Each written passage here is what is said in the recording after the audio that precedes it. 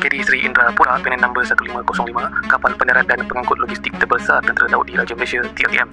Kapal ini adalah bekas USS Spartanburg County LSD 1192, dibina pada tahun 1970 dan dibeli dari Amerika Syarikat pada 16 Disember 1994. Walaupun usianya sudah menjejak 25 tahun semasa dibeli, ia merupakan aset kritikal bagi TLDM. Ia ditauliakan pada tahun 1995 dengan kekuatan 324 anggota.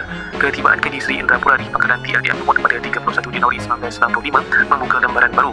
Kapal sepanjang 171 meter, selebar 21.3 meter dan seberat 8,993 tan metrik ini membolehkan TLDM mengendalikan operasi pengangkutan yang berskala besar. Bersama KD Sri Indra Sakti A1503 dan KD Mahawangsa A1504, kapal ini membentuk skuadron ke-31 kapal kawalan dan perintah pelbagai guna MPCSS Multi-Purpose Command and Support Ship TLDM. Skuadron ini menjadi tulang belakang TLDM dalam operasi amfibia dan misi sokongan logistik. KD Sri Indrapura kelihatan unik dan berbeza dengan kehadiran dua tiang yang menjulur ke depan seperti jambatan. Ianya adalah tu dari am yang digunakan untuk menurunkan dan memulihkan kenderaan, khususnya kereta kebal, kereta perisai, bergerak keluar ataupun offloading kargo dengan mudah, menjadikannya ia ideal untuk operasi amfibia.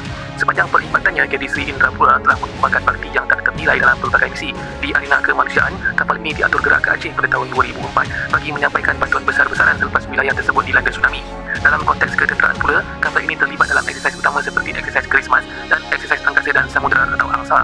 Kemuncak peranan pentingnya adalah ketika penglibatan dalam Operasi Fajar pada 30 Ogos 2008. Operasi ini dilancarkan bagi menyelamatkan dua kapal dagang Malaysia, MV Bunga Melati 2 dan MV Bunga Melati 5 yang dirampas oleh Lanun Somalia di Teluk Eden.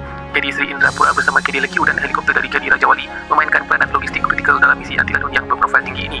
Malangnya sejarah perkhidmatan kapal legenda ini turut dicemari oleh insiden kebakaran. Kapal ini pernah mengalami kebakaran ringan pada 16 Disember 2002 di Lumut yang menyebabkan kerosakan dan memerlukan kos perbaikan RM68 juta.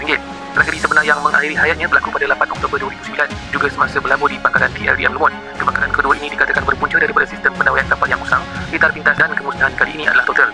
Siasatan awal mendapati anjungan dan geladak kereta kebal di tingkat 3 Rosatro. Walaupun usaha memadamkan kebakaran melibatkan unit bomba TLDM, Bomba dan Penyelamat Malaysia dan juga FDMM dengan pesawat bombardier CL415 dan agensi lain. Namun saiz dan kemaran api yang pantas menyukarkan operasi.